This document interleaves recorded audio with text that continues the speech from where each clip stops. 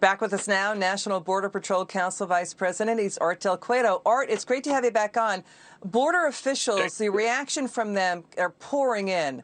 How can the White House say they're going to put out a national plan to stop human trafficking, say that January is National Human Trafficking Prevention Month, when there's massive human trafficking because of Biden's border crisis?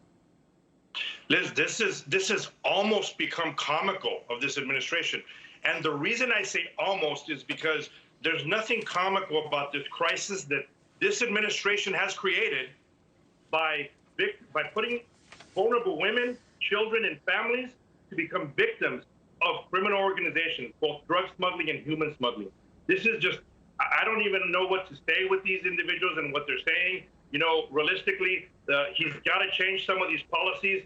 They need to realize that there's policies that were working under the last administration that secured our country, secured the future of Americans, secured the security of Americans, and instead what they're doing is continuing this farce, you know, whole human trafficking month. It's all a political ploy. You know, it's sex trafficking. It's forced labor. This is moving human beings as cargo. It's heartbreaking. I mean, the transnational human smuggling organizations, it's on the level of a Fortune 500 company.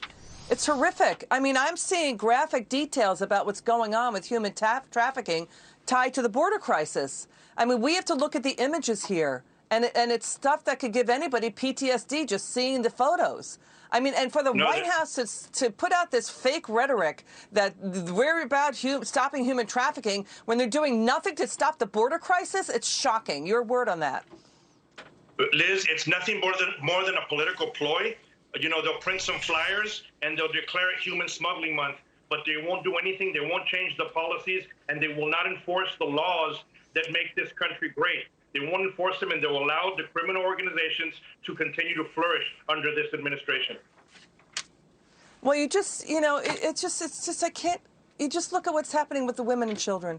I'm seeing the images. It's just awful.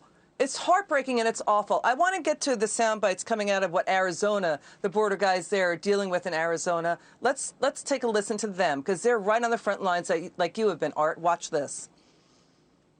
This isn't a war. This isn't something that we're going to win. Stop! Police, stop!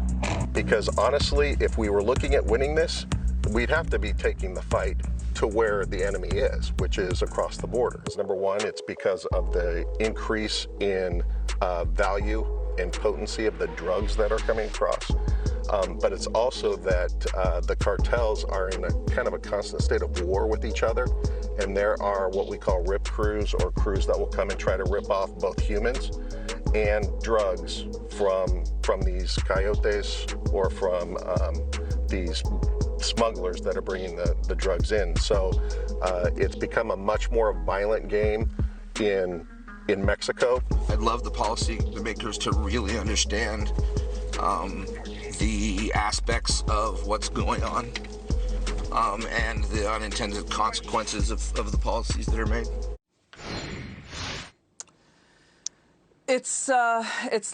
Yeah, we hear what they're saying. Again, it's forced labor. It's sex trafficking of women and children, young girls and boys.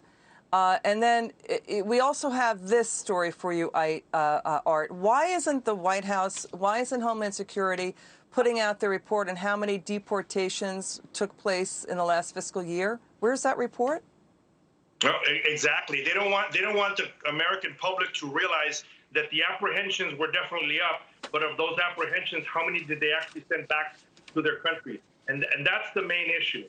And as you saw, the men and women that were talking about the issues down here in Arizona, I've been here my entire life. I've seen how bad it is.